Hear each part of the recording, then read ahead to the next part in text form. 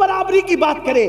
یہ کیسے ہو گیا کہ ایک بیٹی کو جہیز دیا اور 3 بیٹیوں کو جہیز سے محروم رکھا؟ معاذ اللہ ثم معاذ اللہ. اب اس سے بڑھ کر ایک دلیل یہ تو تم اور میں ہے جو سنتوں کو معاذ اللہ عمل نہیں کرتے، سنتوں پر توجہ نہیں کرتے. لیکن آپ سے پوچھنا چاہتا ہوں، چلے جس علی کو جہیز ملا تھا ان کو تو پتا ہے نا کہ رسول اللہ نے بیٹی کو جہیز دیا، تو پھر علی مرتضیٰ نے بھی اپنی بیٹیوں کا نکاح کیا.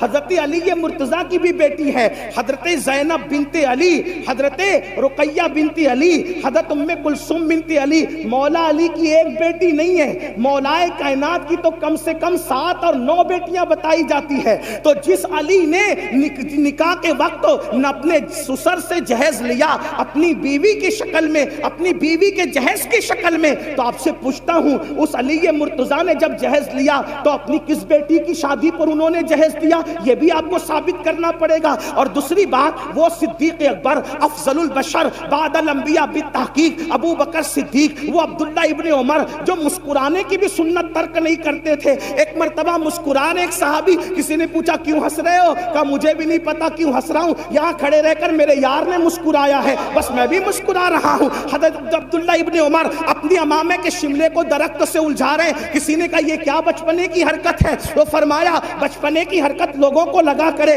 دراصل ایک سفر میں نبی کے ساتھ تھا، نبی کا شملہ درخت سے الجھ گیا، میرا نہیں الجھتا، اس لیے الجھا کر کے اس سنت پر عمل کر رہا ہوں. آپ سے پوچھنا چاہتا ہوں، جو مسکرانے کی سنت نہ چھوڑے، جو ہڈی چوسنے کی سنت نہ چھوڑے، جو اللہ اکبر، جو درخت سے شملہ الجھانے کی سنت نہ چھوڑے، ارے وہ سب تو اپنی جگہ رسول اللہ نے جو کام کلی کیے بغیر کیا وہ بھی کلی کیے بغیر کر کے وہ کام سنت پر عمل کرتے نظر آ رہے ہیں. آپ سے پوچھنا چاہتا ہوں، وہ اتنے سنتوں کے پابند تھے، انہوں نے تو یہ بات کہی ہوتی کیا 1450 سال کے بعد ہندوستان میں یو پی والوں کو یہ سنت سمجھ میں آئی، بہار والوں کو یہ سنت سمجھ میں آئی، بنگال والوں کو یہ سنت سمجھ میں آئی؟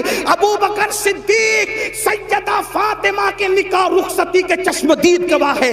اگر انہوں نے جہیز دیتے ہوئے رسول اللہ کو دیتا دیکھا ہوتا تو صدیق اکبر بھی تو اپنی بیٹی کو جہیز دیتے. صدیق اکبر نے جہیز نہیں دیا، فاروق اعظم نے جہیز نہیں دیا، عثمان غنی جیسے غنی اور مالدار نے جہیز نہیں دیا. اور آپ کہتے ہیں جہیز دینا سنت ہے. یہ ذمہ داری تو میرے ان محقق بھائیوں کے سر پر ہے جو ہم پر مسلط کرنے کے جہیز دینا سنت. محقق سے مراد علماء نہیں ہے، محقق سے مراد یہ ہوٹل پہ بیٹھے ہوئے لوگ ہیں